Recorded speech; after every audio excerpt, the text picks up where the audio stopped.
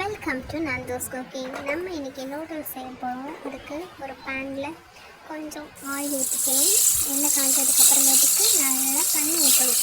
நான் வந்து ஒரு 5-6 கப்பு தண்ணி ஊற்றுறேன். அது பெரிய டப்பில் ஊற்றி வச்சிருக்கேன். அதை அப்படியே ஊற்றிக்கிறேன்.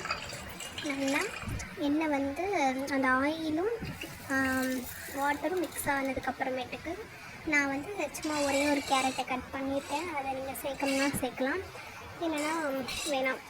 அப்படி உங்களுக்கு சேர்க்கணும்னு தோணுச்சுன்னா கேரட்டு கேப்சிகம் சேர்த்துக்கலாம். அதுக்கப்புறமேட்டுக்கு நான் சூர்யா நூடுல்ஸ் எடுத்துருக்கேன். உங்கள் ஃபேவரட்டான நூடுல்ஸ் ஹக்கா நூடுல்ஸ் எடுத்துக்கலாம். மேகிலே இப்பிலே கூட செய்யலாம். நூடுல்ஸ் செய்கிறதுக்கு நான் வந்து தண்ணியில் நல்லா வந்து வேக வச்சுக்கணும். இது வேகிறதுக்கு ஒரு 5 to 10 minutes ஆகும். நல்லா நம்ம செய்கிற இப்பி மாதிரி தான் இருக்கும். இது வந்து கொஞ்சம் டேஸ்ட்டாக இருக்கும். ஸோ யம்மியாக இருக்கும். நல்லா வந்து நீங்கள் அமுக்கி விட்டிங்கன்னா அது இப்படி கடல் நூடுல்ஸ் மாதிரி வரும் நீட்டமாக. நம்ம யம்மி வந்து அவ்வளோ நீளமாக வராது, கொஞ்சம் குட்டியாக தான் வரும்.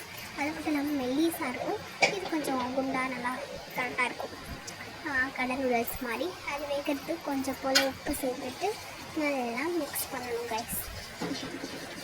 இப்போ நான் மிக்ஸ் பண்ணுறேன் பாருங்கள். இப்போ நல்லா வந்து அதை ஒடிச்சு மிக்ஸ் பண்ணணும். அதை மிக்ஸ் பண்ணுற அந்த மெஷர்மெண்ட் வந்து என்ன மிக்ஸ் பண்ணுற மெஷர்மெண்ட் இல்லை, கைப்பக்குவம் தான் நமக்கு அவ்வளோ டேஸ்ட் தரும். நல்லா கொத்தி விட்டுக்கோங்க. நல்லா நூடுல்ஸ் வேகும். கொஞ்ச நேரம் மூடி வச்சுடுங்க. மூடி வச்சிங்கன்னா ஒரு 5 to 6 minutesலேயே அது வெந்துடும். பார்த்திங்களா எவ்வளோ அழகாக வந்துருக்குன்னு, அப்படியே பஃபாக வரும். ஸோ இது நல்லா வந்து வேகணும். இதே நீங்கள் வந்து வேக வச்சு ஏதாச்சும் உருளைக்கிழங்கெல்லாம் சேர்க்கணும் அப்படின்னு நினச்சிங்கன்னா குக்கரில் வெந்ததுக்கப்புறமேட்டுக்கு லாஸ்ட்டாக ஒரு ஸ்டெப் சொல்கிறேன், அப்போ தான் சேர்க்கணும். எப்படின்னா நூடுல்ஸ்லாம் மிக்ஸ் பண்ணுவோம் இல்லையா மசாலா கூட, அப்போ தான் நம்ம இந்த மாதிரி மசிக்கிற காய் குக்கரில் போட்டு அதெல்லாம் சேர்க்கணும். இப்போ அதே நேரத்தில் ஒரு பேனில் தண்ணி எடுத்து வச்சுக்கோங்க. குட்டி எண்ணத்தில் வேக வச்ச நூடுல்ஸை நம்ம அதில் சேர்க்கணும். ஸ்டவ் ஆஃப் பண்ணிவிட்டு வேக வச்ச நூடுல்ஸை வந்து இதில் சேர்த்துரும். அது வந்து கூல் வாட்டரில் சேர்க்கணும். கூல் வாட்டர்னால் ஃப்ரிட்ஜ் தண்ணி கிடையாது, நார்மல் வாட்டர் சேர்த்து நல்லா கிண்டி விட்டுக்கோங்க. அதில் கொஞ்சம் எண்ணெய் ஊற்றிக்கோங்க. எண்ணெய் ஊற்றினா தான் நூடுல்ஸ் ஒன்று ஒட்டாமல் வரும். நல்லா மிக்ஸ் பண்ணிவிட்டு ஒரு பேனில் கொஞ்சம் எண்ணெய் ஊற்றி நான் கொஞ்சம் நல்லெண்ணெய் எடுத்துருக்கேன்.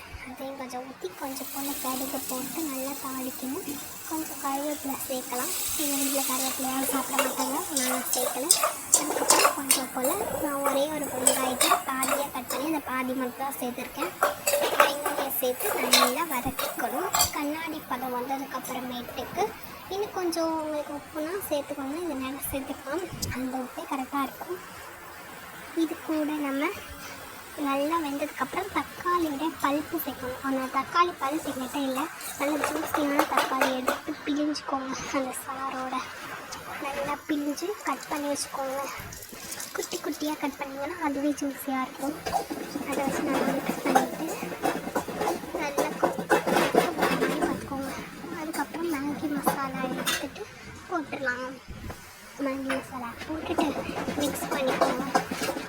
மிக்ஸ் பண்ணி கொஞ்சம் வெங்காயம் தக்காளி வேகிறதுக்கு 1 tablespoon or 1 or 2 tablespoon water add பண்ணிக்கலாம். வாட்டர் ஆட் பண்ணிக்குவோம்.